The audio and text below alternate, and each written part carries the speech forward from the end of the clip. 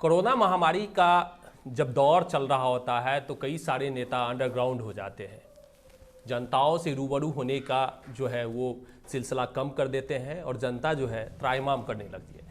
लेकिन हमने पिछले कोरोना में भी देखा था कि झंझारपुर के सांसद काफ़ी ज़्यादा सक्रिय थे और काफ़ी ज़्यादा काम करने का प्रयास कर रहे थे। लगातार जो पिछड़ रहे हैं क्षेत्र को आगे बढ़ाने की दिशा में कई सारे काम का हम लगातार आप देखते हैं सोशल मीडिया पर काफ़ी एक्टिव रहते हैं, कई सारे काम करने का प्रयास करते हैं। क्या क्या काम हुआ अभी तक आपके कार्यकाल में? सबसे पहले तो मैं आप सबों को जो आए हैं, आपके चैनल को और आपको, आपके साथी कैमरामैन को मैं ये नव वर्ष पर हार्दिक बधाई देना चाहता हूँ कि 2022 में पहली मुलाकात है। तो ऐसा है कि मैं कहाँ से शुरू करूँ, आपसे आग्रह करना चाहूँगा कि आप कहाँ से मुझे पूछना चाहते हैं। मेडिकल के मुद्दा से पूछना चाहते हैं कि लोगों का जो हम टिकट उकट बनाते हैं उसका, या काम जो किए हैं विकास का, या जो लोगों से मिलना जुलना है। मेडिकल पे आपने चर्चा किया तो सबसे पहले स्वास्थ्य से ही हम बात करते हैं। पिछले आपने कुछ टिप्पणी भी हम देख रहे थे सोशल मीडिया पे, काफ़ी ज़्यादा आपका था कि निःशुल्क आप काम करना चाहते हैं, उसमें बीच में दलाली को हटाना चाहते हैं। तो कौन दलाली कर रहा था और कौन लग रहा था कि जो गरीबों का शोषण कर रहा है मेडिकल के टाइम में, और किस तरह से आप सुविधा आप लोगों को दे रहे हैं? ऐसा है कि मैं बता दूं कि अभी तक 2 साल के टेन्यूर में मैंने 1,33,00,000 का कम से कम माननीय प्रधानमंत्री की योजना से लोगों को लाभ दे दिया है। जो सोशल मीडिया जो हमारा है उसके माध्यम से मैं लोगों को जानकारी दे दिया हूँ। हमारे माननीय जो वोटरगण हैं, हमारे जो भी जनता महोदय हैं, ये आयुष्मान भारत से जो प्रधानमंत्री जी गंभीर बीमारी पर, जैसे कैंसर, लीवर, ब्रेन, हार्ट, ये सब सारी बीमारियों में जो देते हैं उसमें मैं 1,33,00,000 तक दे चुका हूँ। मैं नहीं, मेरे माननीय प्रधानमंत्री जी द्वारा। ये तो हो गई बात मतलब कि हेल्थ में। और जहाँ तक सवाल है, मेरा 4 आदमी काम कर रहा है एम्स में, सफदरजंग में, राम मनोहर लोहिया हॉस्पिटल में। भारत सरकार के हॉस्पिटल में 4 लोग हम रखे हुए हैं। निःशुल्क वो लोग भी सेवा देते हैं। इसी में से कुछ लोग जो होते हैं कि ज़्यादा पैसा वसूल कर लेते हैं पेशेंट लोगों से, हम लोग तो जा नहीं पाते हैं। तो हम लोग का जो अपना एक पत्र मिला हुआ लिख करके हम लोग का जो अनुशंसा करते हैं प्रोटोकॉल ऑफिसर को, वहाँ डायरेक्टर को, तो उनके द्वारा लाभ मिल जाता है पब्लिक को, जल्दी एंट्री हो जाती है। उसमें कुछ लोगों को रखे हैं, कुछ लोग उसमें गलती किया तो हम हटा देते हैं। जैसा आप सुने होंगे कि हम यहाँ में भी 2 पीए रखे हुए हैं, दिल्ली में भी 2 पीए रखे हैं, खास करके बीमारी लोगों को, जो बीमारी से ग्रसित लोग आते हैं उनको मदद करने के लिए। आपसे तो मैं पहले भी मिल चुका हूँ। तो हॉस्पिटल के मामले में किसी से समझौता नहीं करता हूँ। गरीब, मैं यहाँ 6 बजे मॉर्निंग में आकर बैठ जाता हूँ। अभी भी मैं आपसे आग्रह करूँगा, जाते वक्त आप देखिए मेरे कंप्यूटर पर मेरे जो ये अभी पीए हैं, मिहिर झा जी बता देंगे पूरा। ये तो रही बात हॉस्पिटल का भी देख रहा हूँ।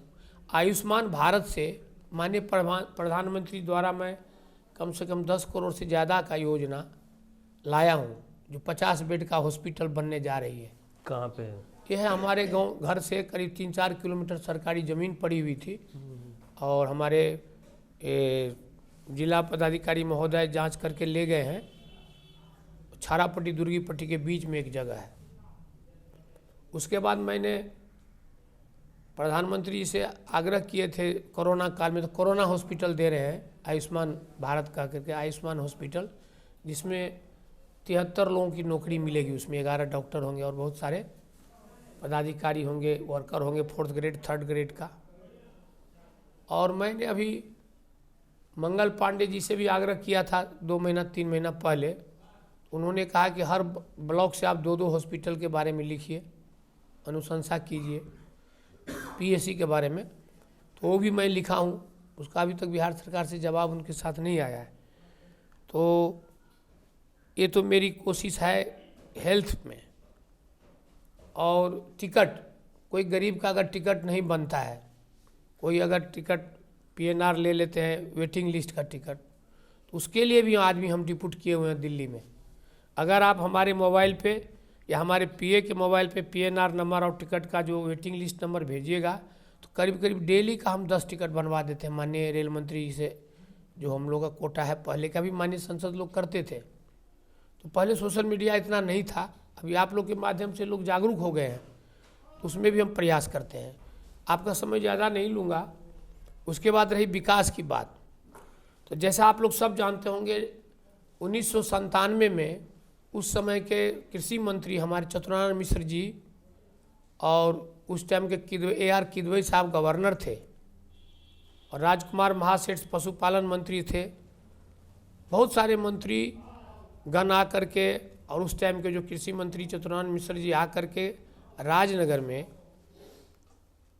वो कृषि विद्यालय का भी उद्घाटन किए थे। तो वो भी जो है बस्ता में पड़ी हुई थी, ठंड बस्ते में, उसको भी मैंने उजागर किया पार्लियामेंट में इस महीने ये लास्ट सेशन में, जो कि आश्वासन भी मिला है।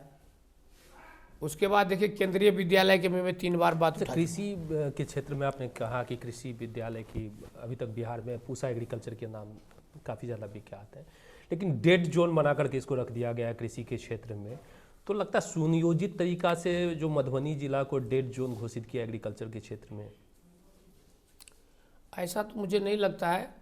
आपको मैं बता दूं, कम से कम छठ के समय में माननीय मंत्री संजय झा जी से भी मेरी प्लेन में बात हुई, मुलाकात हुई थी, तो उन्होंने भी मुझे सहयोग करने का भरोसा दिया।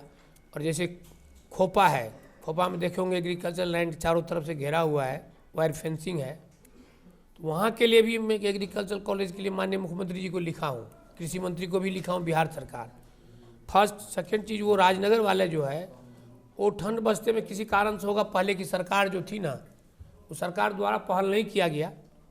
तो पूसा के तौर पे ही हम नॉर्थ बिहार में, मिथिलांचल में हम चाहते हैं कि मधुबनी राजनगर में काफ़ी जमीन भी हम लोग के पास उपलब्ध है। ये कॉलेज होगा या यूनिवर्सिटी टाइप से होगा? कॉलेज टाइप का कॉलेज, बड़ा कॉलेज एक जी, पूसा एग्रीकल्चर टाइप से होना।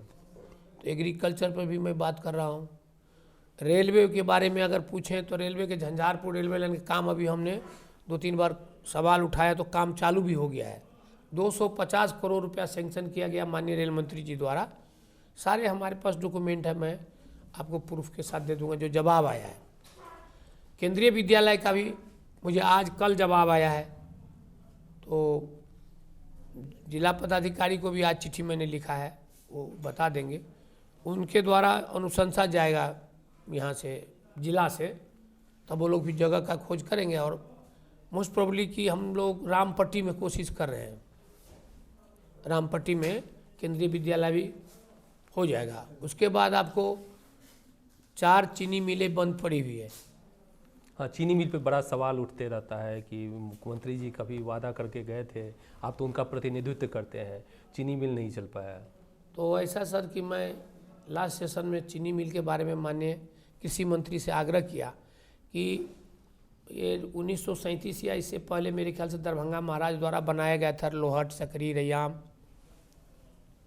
3 चीनी मिली थी। तो मैंने उनसे आग्रह किया कि ठीक है, चीनी मिल नहीं बनाकर कम से कम इथेनॉल का फैक्ट्री जो है, अभी भारत सरकार और बिहार सरकार का प्रयास है कि पेट्रोल का दाम जो बढ़ता जा रहा है तो उसको कम करने के लिए इथेनॉल अगर बन जाता है प्रोडक्शन बिहार में, तो पेट्रोल में डाल करके जो है पब्लिक को थोड़ा सस्ता में पेट्रोल मिलेगा। उसके लिए मैं आवाज़ उठाया हूँ, जवाब भी आ गया है कि आपको रैयाम में बनना शायद शुरू हो गया है। तो ये चीनी मिल की बात है।